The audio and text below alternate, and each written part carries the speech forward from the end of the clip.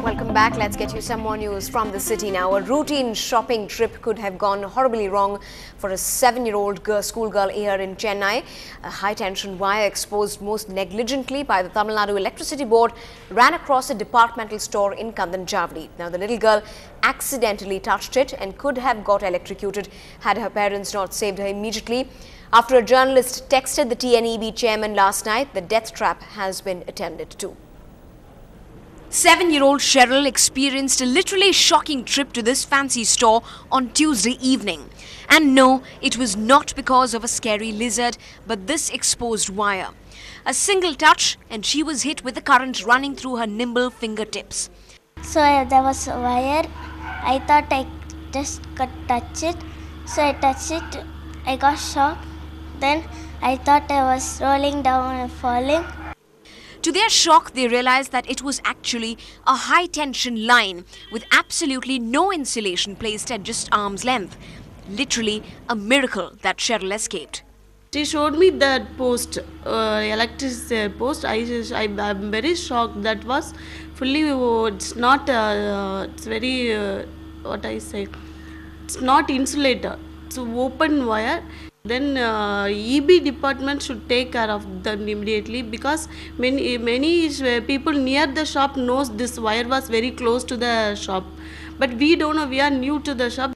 As her visibly shaken parents posted this incident on a social networking site, responses of shock and anger poured in. The State Electricity Board, responsible for maintenance and inspection of high-voltage power lines, was clearly the villain of this piece.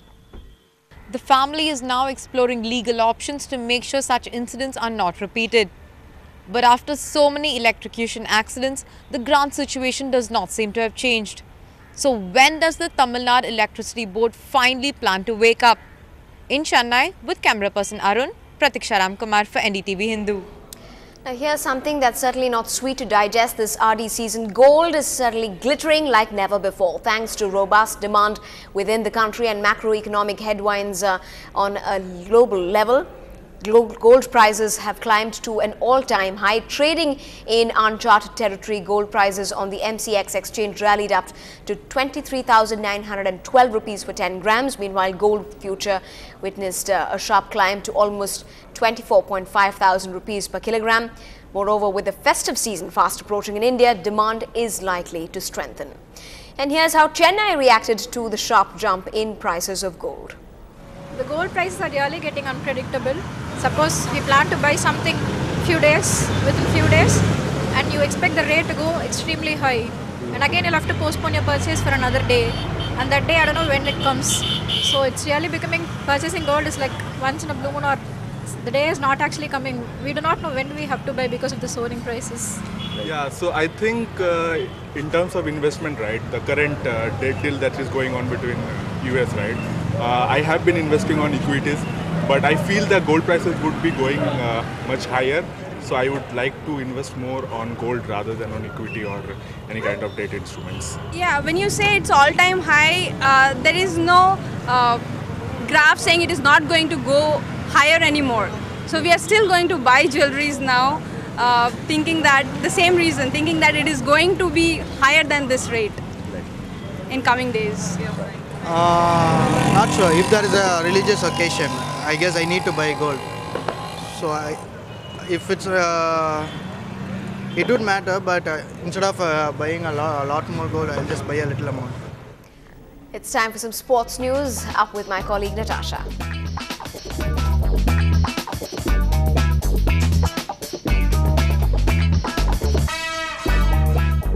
Well, it's all about the Indian cricket team today. A party is definitely not what the team is having in England. Team India is bleeding, and now they have been dealt two more injury blows. Harbhajan Singh and Yuvraj Singh have both been ruled out of the rest of the Test series. Harbhajan picked up an abdominal muscle strain and will take 3 weeks' time to recover.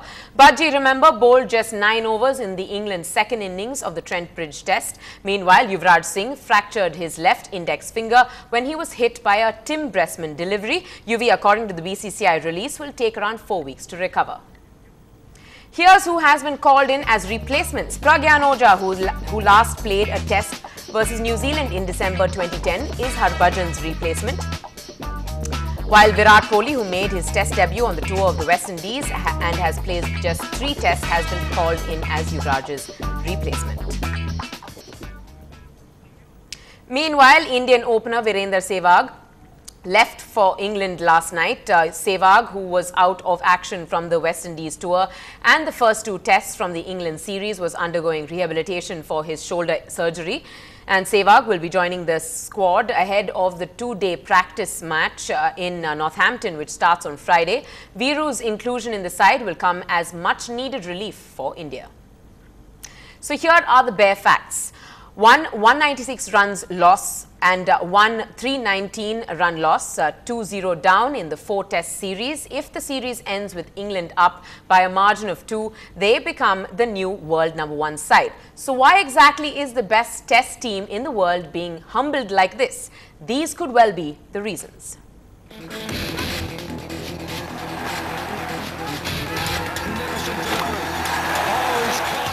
England's bowlers have been the real game changers for their side.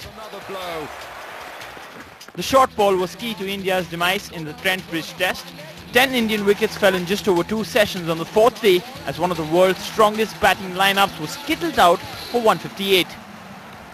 England's 3 pacers accounted for 38 wickets across the 2 Tests. India's quicks took 29. The difference though was most notable with the bat. India's last 4 managed only 157 runs in 4 innings, while the English tail bullied India, smashing as many as 246 runs in just the 2nd Test. In the Lord's Test, India couldn't even get the English tail out. At number 4 is India's inability to go for the jugular.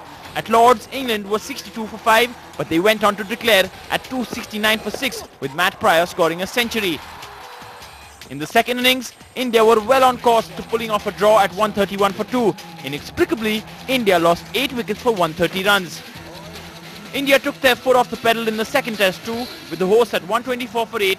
India let Broad smash 64 of 66 to help England to 221. And then, Broad's hat-trick spoiled the good work of Dravid's century as India went from 267 for 4 to 288 all out, losing 6 wickets for just 21 runs. At number 3 is the poor form of 2 very crucial Indian cogs, MS Dhoni and Sachin Tendulkar. Dhoni was so poor that he only managed 49 runs in 4 innings at an average of 12. In comparison, the English wicketkeeper is the 3rd highest run getter of the series with 248 runs at an average of 82. Sachin scored 56 in the final innings of the 2 Tests, and that's the only reason he could muster up a total of 118 runs. But his average of 29 is still well below what's expected of the best batsman in the world. The number 2 reason for England going 2-0 up in the series is India missing its star opening pair. While Sehwag was not available for the first 2 Tests due to his shoulder injury, the problem increased manifold when Gautam Gambhir was injured in the first Test. He had to skip the 2nd Test but will be back for the 3rd. Arguably, the biggest reason for the 2 losses is India being 1 bowler less in both Tests. Zaheer Khan took 2 wickets in the 13 overs he bowled on the first day of the series, but since then has been recuperating from a hamstring injury. Ishant and Praveen were forced to bowl 114 overs between them due to Zaheer's absence.